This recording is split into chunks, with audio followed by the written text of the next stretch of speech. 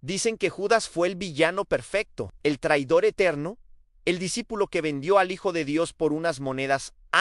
Pero, ¿y si esa historia no es completa? ¿Y si la verdad está enterrada bajo siglos de versiones controladas? ¿Y si Judas no fue un traidor, sino la pieza clave de un plan tan profundo que solo Jesús y él conocían? Esta idea suena escandalosa, peligrosa, casi prohibida, y sin embargo, textos antiguos no incluidos en la Biblia oficial insinúan que Judas no solo sabía más que los demás, sino que fue el único que entendió el propósito oculto que Jesús jamás reveló en público. Imagina eso por un momento, no el Judas torpe, no el Judas codicioso, sino el Judas elegido para ejecutar la parte más oscura, más dolorosa y más necesaria del plan. El discípulo al que Jesús confió una misión tan terrible que nadie más habría podido soportarla. Un Judas que lloraba antes de tiempo porque sabía lo que tenía que hacer. Todo empezó mucho antes de la última cena.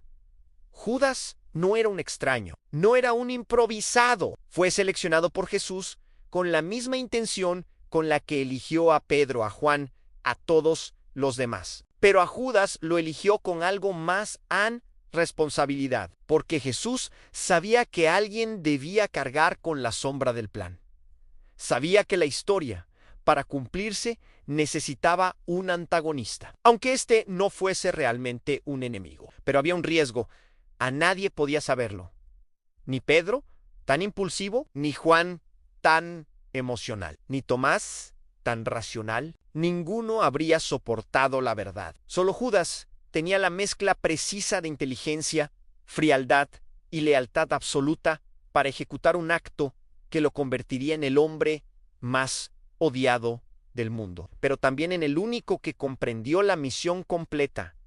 Por eso Jesús lo miraba distinto, por eso le hablaba en privado, y por eso los evangelios apócrifos describen conversaciones secretas que dejarían a cualquiera paralizado. La noche del famoso beso. ¿Crees que Judas improvisó? Los textos antiguos dicen que Jesús se lo pidió, no como súplica, no como advertencia, sino como orden. Una orden dolorosa, una orden que Judas no quería cumplir. Pero Jesús necesitaba que el plan avanzara, necesitaba que lo entregaran. No porque Judas lo odiara, sino porque Jesús debía cumplir algo que estaba escrito desde antes de que él naciera, y no podía hacerlo sin alguien que actuara desde la sombra. El resto de los discípulos jamás habría aceptado la idea, lo habrían protegido hasta la muerte. Pedro habría sacado la espada antes de dejar que se lo llevaran. Todos habrían intervenido, y eso habría destruido la misión. Jesús necesitaba ser arrestado, necesitaba que la profecía se activara.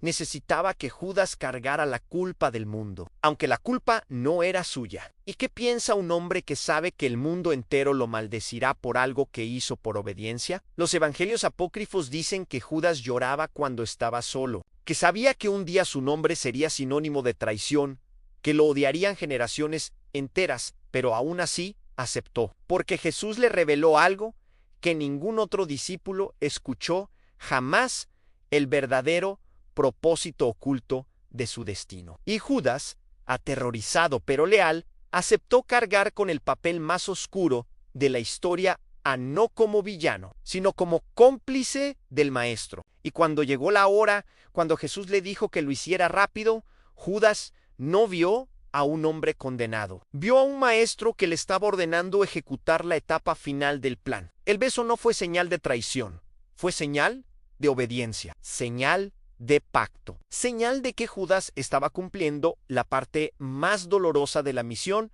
que Jesús le había confiado. Y aunque el mundo jamás lo supo, en esa noche de sombras, de antorchas y de guardias, no hubo un traidor, no hubo un elegido, un hombre que sacrificó su nombre para que el plan pudiera cumplirse, y esa verdad apenas comienza. Hay palabras que nunca debieron salir a la luz, palabras que, de ser ciertas, destruirían por completo la imagen clásica de Judas como el traidor universal. Palabras que aparecen en un texto antiguo que estuvo oculto durante siglos, un evangelio que no entró en la versión oficial, un escrito que muchos consideraron peligroso, incómodo, casi herético. En ese texto, conocido como el Evangelio de Judas, se narra algo que contradice por completo la historia tradicional. No es un documento que llame a Judas enemigo, lo llama discípulo perfecto. No lo acusa, lo exalta, no lo condena, lo presenta como el único que entendió el mensaje más profundo de Jesús. Y aquí viene lo más perturbador.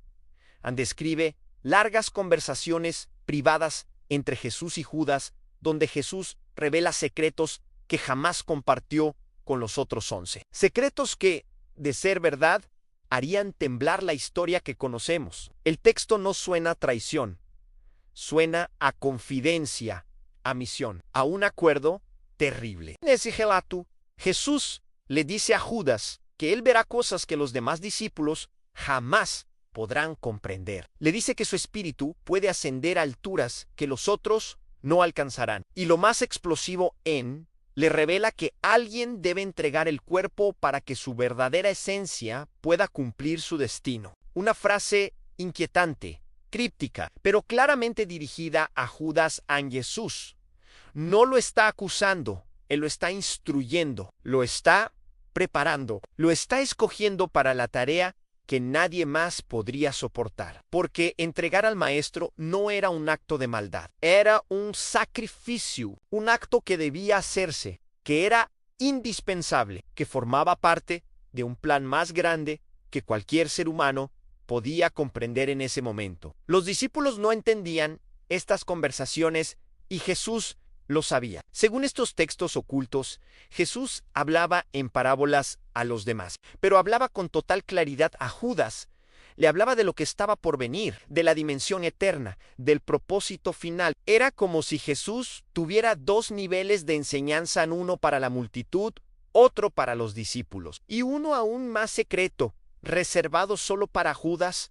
¿Por qué? Porque Judas tenía algo que los demás no tenían: la fortaleza para cargar la sombra, para aceptar ser odiado, para soportar que su nombre fuera maldito. Nadie más habría resistido eso, ni Pedro con toda su valentía, ni Juan con todo su amor. Solo Judas tenía la estructura mental para hacerlo. Por eso Jesús lo llama aparte, por eso lo instruye a solas, por eso lo lleva a una verdad que rompería el corazón de cualquiera. Imagínate el peso psicológico de ese momento. Judas escucha a su maestro decirle que él será el encargado de activar el evento más doloroso de la historia. Judas sabe que no habrá gloria para él, que no habrá reconocimiento. Sabe que las generaciones futuras no verán su sacrificio, solo verán su acción. Judas entiende que cada palabra de Jesús lo está preparando para un acto que nadie jamás podría comprender correctamente. Y aún así, Judas acepta, no por ambición, no por odio, sino por obediencia absoluta, por lealtad a un nivel que se siente casi insoportable. Y mientras los demás discípulos discutían sobre quién sería el mayor héroe en el reino, Judas cargaba en silencio la misión más oscura y más necesaria. Hay una parte del texto prohibido que helaría la sangre a cualquiera que la lea. Jesús le dice a Judas que su acción superará a todos los demás, no en gloria, sino en peso, en profundidad, en dolor. Jesús prácticamente le confiesa que sin su aparente traición, el plan entero no podría cumplirse. Y ahí sucede algo desgarrador. Judas llora. Llora no por miedo, sino por la certeza de que perderá todo: su nombre, su honor, su historia. El mundo solo recordará su acto, no su propósito, ni Jesús lo sabe. Jesús ve su lágrima y no la detiene, porque esa lágrima es el precio de ser el único confiable para lo que venía, el único con el valor para cargar con el título de traidor, aún sin serlo. Y aquí nace la pregunta más peligrosa de todas: si Judas actuó siguiendo instrucciones directas, si su misión era parte del plan, si Jesús realmente lo escogió para ese papel. Entonces, ¿traicionó a Jesús o obedeció mejor que todos los demás? La historia oficial solo contó una versión. Esta versión prohibida muestra otra. Y lo que viene en la siguiente parte, Lu, camba todo. Dicen los evangelios tradicionales que Judas vendió a Jesús por 30 monedas. Dicen que lo entregó con un beso. Dicen que actuó por ambición, por ira, por confusión. Pero los textos apócrifos cuentan otra historia.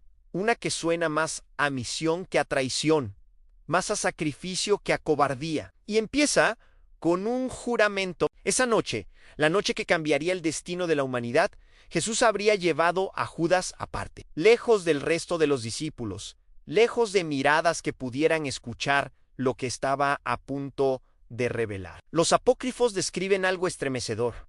Jesús habría elegido a Judas porque era el único capaz de cargar con la culpa del mundo sin quebrarse. Imagina ese momento, la luna, casi oculta, el viento golpeando las paredes de piedra, los demás durmiendo. Y Jesús hablando en voz baja, casi temblando no de miedo, sino de lo que sabía que venía. Le habría dicho algo así en Judas: lo que debes hacer esta noche no es traición, sino cumplimiento. Solo tú entenderás. Solo tú sabrás. En Judas, confundido, habría suplicado: Maestro, ¿por qué yo? ¿Por qué debo ser recordado como enemigo si soy tu leal servidor? Y aquí viene el golpe que rompe todos los esquemas. Según estos textos, Jesús habría respondido: porque la luz no puede nacer sin sombra, porque mi gloria no puede ser revelada sin tu acto, porque alguien debe cargar la memoria del traidor para que el plan avance. Y Judas aceptó, no por ambición, no por audio, no por debilidad, por obediencia, por amor, por una misión que nadie más podría soportar. Los apócrifos dicen que Jesús le habría mostrado visiones en la traición, el juicio, la cruz, la resurrección y el nacimiento de una fe que uniría a miles de millones. Judas habría visto todo eso en un instante. Y entonces entendió: si yo falaba, todo se derrumbaba. Si yo dudaba, la historia jamás llegaría a cumplirse. Si él rechazaba el papel, Jesús no sería arrestado, no habría juicio, no habría crucifixión, y el plan divino quedaría incompleto. Imagina la angustia, el peso, el terror. Aceptar una misión divina que te condenará a ser odiado por siglos. Aceptar ser el villano para que el héroe pueda brillar. Y aquí se revela uno de los secretos más impactantes. Los evangelios apócrifos afirman que Judas no actuó solo. Jesús le habría indicado exactamente cuándo, cómo y quién debía contactar. Incluso el famoso beso en el huerto no habría sido un acto de traición, sino la señal acordada, el pacto cumplido, el primer movimiento de un plan sagrado. Pero aquí viene lo que más sorprende a historiadores y teólogos. Los apócrifos dicen que Jesús habría prometido a Judas un destino glorioso en el reino invisible, mucho mayor que el del resto de los discípulos, que Judas no solo comprendió la verdad oculta, sino que fue el único digno de ejecutarla. Piénsalo. ¿Y si Judas no fue el traidor más infame de la historia, sino el discípulo más fuerte, el único capaz de cargar el peso de la memoria más oscura? ¿Y si lo que por siglos conocimos como traición, en realidad fue un acto de absoluta fidelidad? Y mientras los demás dormían, ignorantes del destino que se avecinaba, Judas caminó hacia la oscuridad de la noche, no porque desconocía lo que estaba haciendo, sino porque sabía demasiado. La pregunta es: ¿realmente Judas cayó o cumplió el papel más difícil del plan más grande jamás contado? Dicen que toda historia necesita un villano para que el resto de personajes puedan brillar. Y en la historia más influyente de todos los tiempos, ese papel lo recibió Judas Iscariot, como si el universo entero necesitara un nombre sobre el cual descargar la culpa. Sin embargo, los textos prohibidos insisten en que la versión oficial fue apenas una sombra, una narración conveniente para silenciar una verdad mucho más profunda y peligrosa. Esta es la parte final, el secreto que durante siglos trataron de borrar, porque lo que estás a punto de escuchar no encaja con la imagen tradicional ni con los relatos que se enseñan en los templos. Esto es lo que sucede cuando se abre el archivo oculto del cristianismo primitivo. La tradición cuenta que Judas, consumido por la culpa, terminó su vida en un acto desesperado. Pero los documentos que fueron descartados del canon cuentan algo distinto, algo incómodo, algo que cambia las piezas del rompecabezas. Ellos narran que Judas no huyó después de entregar a Jesús, ni se escondió en la oscuridad tratando de escapar de su conciencia. En lugar de eso, habría intentado reencontrarse con él en sí. Judas habría buscado a Jesús nuevamente, impulsado por la necesidad desesperada de confirmar que todo lo que había hecho todavía formaba parte del plan secreto que habían compartido. Imagina a Judas caminando por callejones vacíos, respirando como si el aire quemara, convencido de que Jesús debía hablarle una última vez. Y lo más perturbador es que, según estos textos, Jesús sí lo hizo. No en carne y hueso, no con la apariencia física que todos conocían, sino en una manifestación espiritual que solo Judas podía percibir. Lo que habría escuchado es una de las frases más explosivas jamás registradas a no temas. Judas, en el mundo te odiará, pero yo te conozco. Hiciste lo que debías hacer en sí. ¿Eso es cierto? Entonces todo lo que nos contaron cambia de raíz. Los apócrifos continúan con una revelación aún más incómoda. Judas no habría muerto como se cree. No se habría quitado la vida. No habría sido encontrado por casualidad. Los textos afirman que Judas fue retirado. Una palabra que algunos interpretan como un acto divino y otros como una desaparición provocada por personas que querían proteger el secreto. Judas sabía demasiado.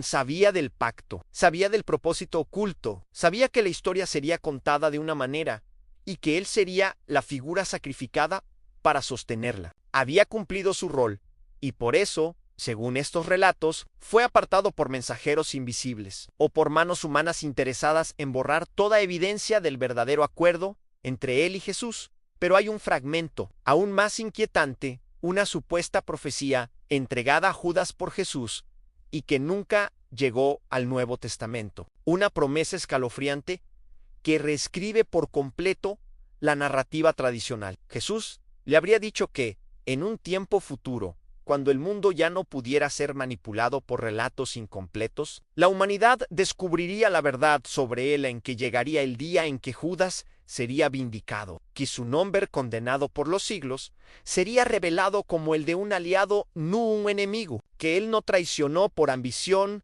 ni por maldad, ni por debilidad, sino por obediencia, que su misión era necesaria aunque brutal, que él aceptó voluntariamente cargar con la sombra para que el plan pudiera avanzar sin que nadie sospechara. Y lo más poderoso de todo es la frase final atribuida a Jesús en estos textos: tu nombre será maldito en la tierra, pero glorioso en el reino invisible. Si esto es cierto, Judas no fue un traidor. Fue el discípulo más fiel, el único capaz de cumplir una orden imposible. Guardó un secreto que nunca pudo confesar. Soportó el odio de generaciones. Dejó que la historia lo sepultara con un papel que él no escribió, porque proteger el misterio era más importante que su reputación. Ahora la pregunta inevitable cae sobre la mesa.